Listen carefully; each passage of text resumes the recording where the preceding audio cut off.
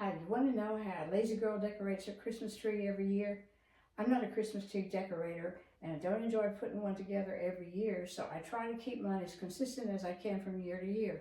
For example, let me tell you what you could do is this tree topper, if you can see it, stays on here all year long because I'm fortunate enough to have a place where I can push this at the back of a closet and leave it there. That's the number one tip. If you're fortunate enough to have a place where you can store it intact, that's great. I do have to take some things off, but not a lot.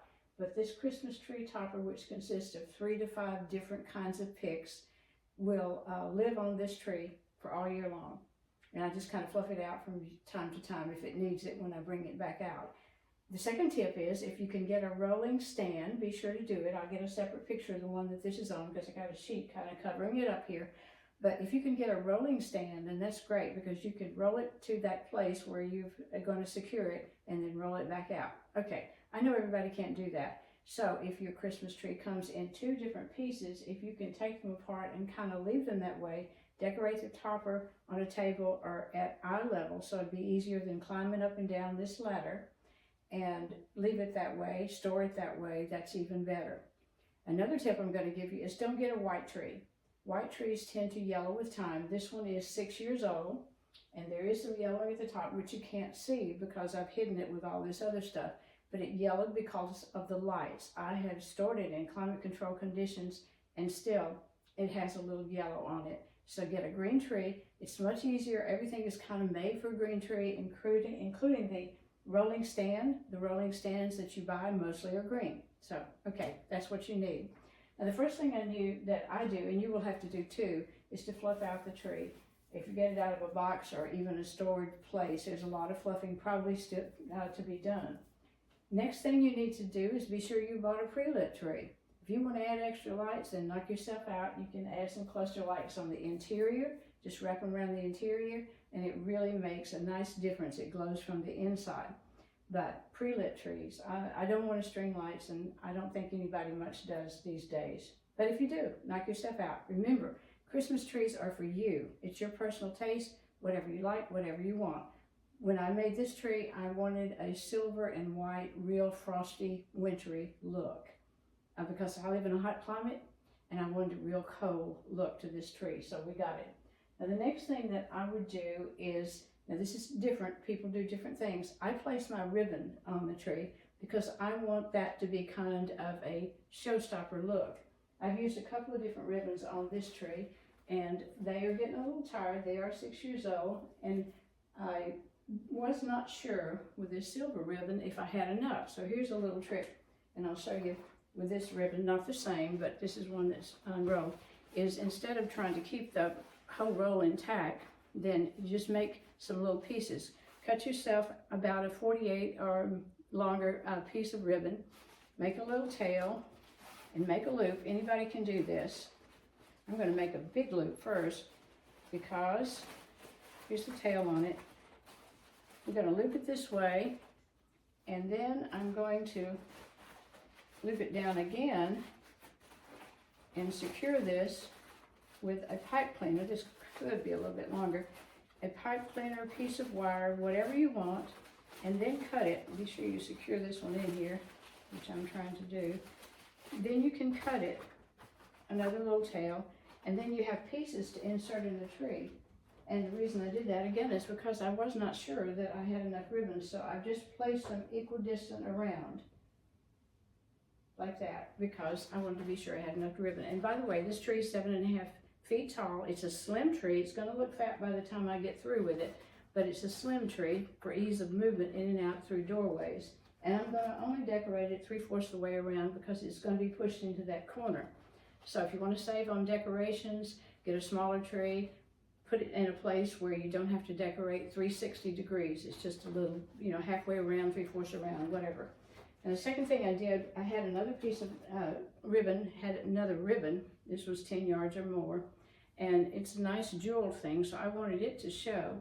So if I want that to show, instead of looping like this is another option. And I've done it over here. I'm going to do it right here just to show you. You just tie it in somewhere. And then just push it in again, whatever size loops that you want. I've kind of alternated here, the gray and the clear. But I just looped this one. I didn't want bows. I didn't want big fancy loops like I did here because I wanted the jewels to show. And you can use 3 to 5 ribbons, whatever you like. I think a trend this year, this is 25, is to use the very narrow ribbon and make bows, and that's very pretty if you've got some of that 1-inch ribbon, 7/8, 5-inch, whatever. Okay, so the next thing I do is I use these clear balls. They're acrylic, but they're clear, and I push them into the interior of the tree because when your lights are on, it reflects the light back out and makes it look very festive. So I just push these in. I just shove them in, find a place they're going to stay, and leave them there. Just wherever I can find a place right around the spine of the tree. And this may not work for you, by the way, if you have a lot of toddlers or pets. My method is kind of the shove it in method. I don't secure anything, I don't have to, but I don't have toddlers and pets around most of the time, so that makes it a little easier for me. The next thing I do is I take my layered picks, which I have made and I've used many times. You can take 3 to 5 different kinds of flowers, stems, greenery, whatever you want, and put them together, and then you're going to put it at an angle in the tree. Now I've secured this with white tape because again the brown stems or green stems would show through a white tree. Don't get a white tree. Okay, so all I do, shove it in method, is I have about 8 of these, I think. So what I do is I just find a place and just start bringing them in. And again, I just let it rest on the branches and I guess kind of against the spine of the tree. That's it. And I'll do that with 8 of them. That's the next thing I do. The order is up to you, but this is what's easier for me. Also, flowers can make a big impact and they take up a lot of space, so you don't have to buy lots more decorations. So if you like flowers, then what I do also is then after the ribbon and after these picks are in, I just put some flowers in. Wherever there seems to be a space, I just put the flowers in, kind of equidistant around, and that's all. I don't secure them, I just stick them in there. Those had a short stem. Now these with the longer stem, I could put on the bottom here, like so. Okay, that's the next thing. Now, I don't like to do personally a lot of ornaments simply because I don't like tying them in or whatever. So I have some that are very light. These are kind of foam-like. And again, shove it in method, lazy girl's way to do things. Just put them in wherever you think they will stay and where they look good. And after I get all this other in, the flowers, the ribbons, the picks, then I'll go around and put these ornaments in. Also, I have some more of a little different tone that I'll put in somewhere, just to show you right now. And again, I'm not securing these, but I don't have a real reason to secure them, so that when I go to take this tree apart, and I do have to take the ornaments off and some of the flowers, depending, you know, before I move it, it's easy. I just pull them out. And then one other thing is, at the bottom, I have some fancy little ornaments like these, and I will hang these all over the bottom. And these do have hooks on them, so I'll hang them all over the bottom to extend the length of the tree.